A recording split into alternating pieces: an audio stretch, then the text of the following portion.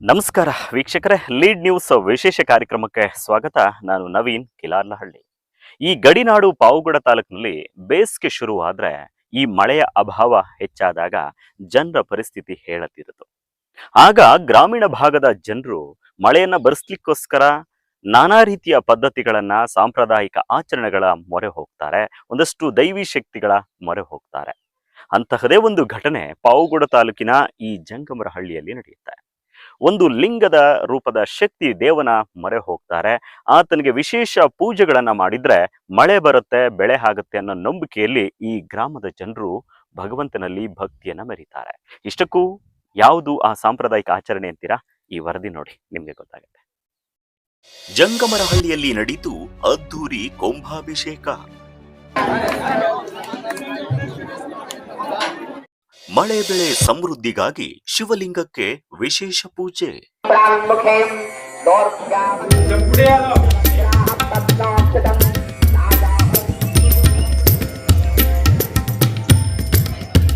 ಪಾವಗಡ ತಾಲೂಕಿನ ಜಂಗಮರಹಳ್ಳಿ ಗ್ರಾಮದಲ್ಲಿ ಶ್ರೀರಾಮಲಿಂಗೇಶ್ವರ ಸ್ವಾಮಿ ಕುಂಭಾಭಿಷೇಕ ಮಹೋತ್ಸವ ಭಕ್ತಿ ಸಂಭ್ರಮದಲ್ಲಿ ಅದ್ದೂರಿಯಾಗಿ ನಡೆಯಿತು. ಜಂಗಮರಹಳ್ಳಿ, ಗೊಲ್ಲರಹಟ್ಟಿ, ಬುಡಸನಹಳ್ಳಿ, ಮರೂರು ಹಾಗೂ ಜೆ ಹೊಸಹಳ್ಳಿ ಗ್ರಾಮಸ್ಥರ ನೇತೃತ್ವದಲ್ಲಿ ಲೋಕ ಕಲ್ಯಾಣಾರ್ಥ ಈ ಮಹೋತ್ಸವ ಆಯೋಜನೆ ಮಾಡಲಾಗಿತ್ತು. ಬೆಳಗ್ಗೆಯಿಂದಲೇ ದೇವಾಲಯದಲ್ಲಿ ಪೂಜಾ ಕೈಂಕರ್ಯಗಳು ಆರಂಭಗೊಂಡವು. ಪುಣ್ಯಹ ದೇವನಾಂದಿ, ಸೂರ್ಯ ನಮಸ್ಕಾರ, ನವಗ್ರಹ ಜಪ, ಪರ್ಜನ್ಯ ಜಪ ಹಾಗೂ ಮಹಾನ್ಯಾಸ, ಸುದರ್ಶನ ಹೋಮ ಸೇರಿದಂತೆ ಹಲವು ಧಾರ್ಮಿಕ ವಿಧಿವಿಧಾನಗಳು ವೈದಿಕ ಮಂತ್ರೋಚ್ಚಾರಗಳ ನಡುವೆ ನೆರವೇರಿಸಲಾಯಿತು. ನಂತರ ಪುರಾತನ ಶಿವಲಿಂಗಕ್ಕೆ ಕುಂಭಾಭಿಷೇಕವನ್ನ ಅರ್ಚಕರು ನೆರವೇರಿಸಿದರು. ಈ ಮಹೋತ್ಸವದ ವಿಶೇಷ ಆಕರ್ಷಣೆಯಾಗಿ ಸುಮಾರು 1,500 ಕೊಡಗಳ ಜಲವನ್ನ ಶಿವಲಿಂಗಕ್ಕೆ ಅಭಿಷೇಕ ಮಾಡಲಾಯಿತು.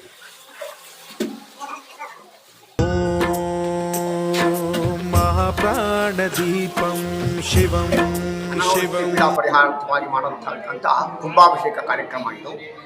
ಇದರಲ್ಲಿ 11 ಜನ ಪುರೋಹಿತರಿರ್ತಾರೆ. 11 ಜನ ಪುರೋಹಿತರು ರುದ್ರ ಪಾರಾಯಣ ಮಾಡ್ತಾ ದೇವರಿಗೆ ಜಲಾಭಿಷೇಕ ಮಾಡ್ತಾ ಇರ್ತಾರೆ ಸರ್.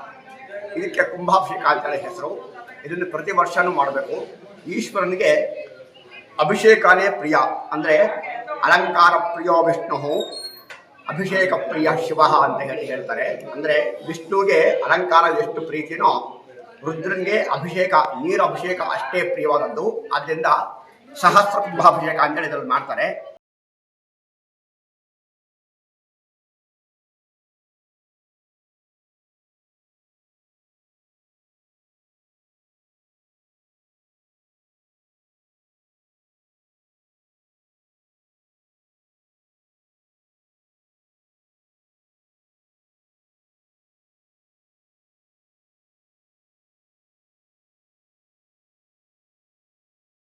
ಮುಖಂಡರು ಹೇಳಿ, ಎಲ್ಲ ಜಾತ್ಯತೀತವಾಗಿ ನಮಗೆಲ್ಲ ಯಾವುದೇ ಜಾತಿ ಕುಲ ಭೇದ ಭಾವ ಇಲ್ಲದೆ ಎಲ್ಲ ಜನಾಂಗದವರು ಸೇರಿ ನಮ್ಮ ಊರಿಗೆ ಏನಾದರೂ ತೊಂದರೆ ಆದಾಗ, ರೋಗ ರುಜಿನಗಳು ಬಂದಾಗ ಅಥವಾ ಏನಾದರೂ ಕಷ್ಟಗಳು ಬಂದಾಗ ಎಲ್ಲರೂ, ಈ ಮಳೆ ಇರ್ಬೋದು, ಬೇರೆ ಎಲ್ಲ ಏನೇ ತೊಂದರೆ ಆದಾಗ ಇದೊಂದು ರೂಢಿಯಾಗಿ ಬಂದಿದೆ. ಎಲ್ಲ ಗ್ರಾಮಸ್ಥರು ಸೇರಿಕೊಂಡು ಸ್ವಾಮಿಗೆ ಕುಂಭಾಭಿಷೇಕ, ಎಲ್ಲ ಅಭಿಷೇಕಕ್ಕಿಂತಲೂ ಸ್ವಾಮಿಗೆ ಕುಂಭಾಭಿಷೇಕ ತುಂಬ ಶ್ರೇಷ್ಠ ಅಂತೇಳಿ ಎಲ್ಲರೂ ನಾವು ಗ್ರಾಮಸ್ಥರು ಅಂದ್ಕೊಂಡಿದ್ವಿ. ಅದೇ ರೀತಿ ಹಿಂದೆ 2000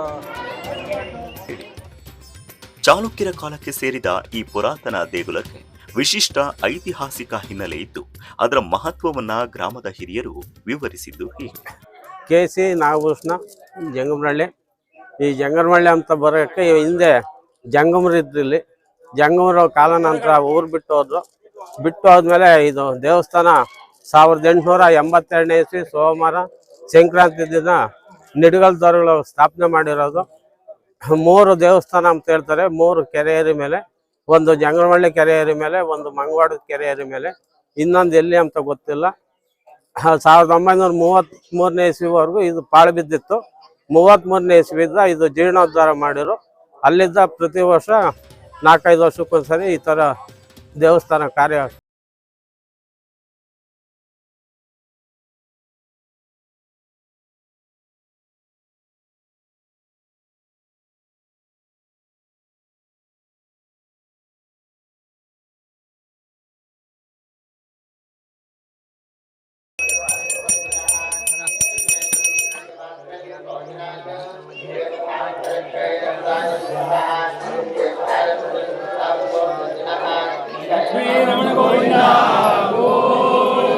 ವೀರನಾಥನ ಪಾದವೇ ಗತಿ ಗೋವಿಂದ ರಾಮಲಿಂಗೇಶ್ವರನ ಪಾದವೇ ಗತಿ ಗೋವಿಂದ ಗೋವಿಂದ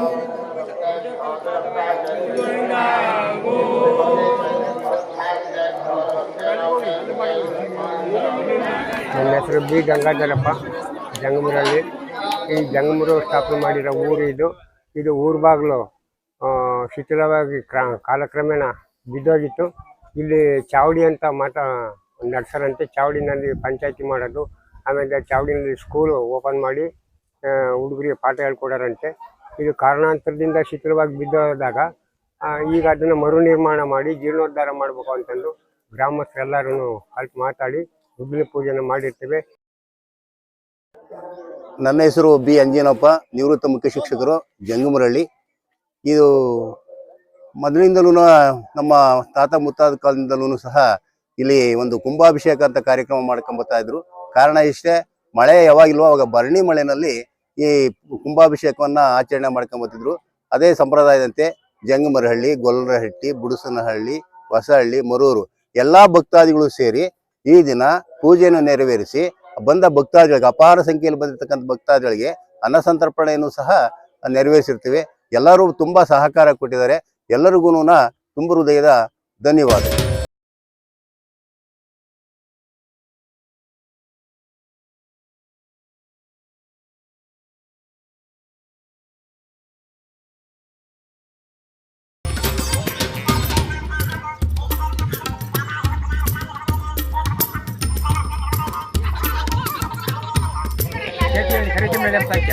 ನಿಮ್ಮ ಹೆಸರು? ತಮಿಳುನಾಡು, ಆಂಧ್ರ ಪ್ರದೇಶ, ಬೆಂಗಳೂರು ಸೇರಿದಂತೆ ವಿವಿಧ ಭಾಗಗಳಿಂದ ಭಕ್ತರು ಆಗಮಿಸುವುದು ಈ ದೇವಾಲಯದ ವಿಶೇಷವಾಗಿದೆ. ಸಾವಿರಾರು ಭಕ್ತರು ಪೂಜಾ ಕೈಂಕರ್ಯಗಳಲ್ಲಿ ಭಾಗಿಯಾಗಿ ಶ್ರೀ ಸ್ವಾಮಿಯ ದರ್ಶನವನ್ನ ಪಡೆದುಕೊಂಡರು.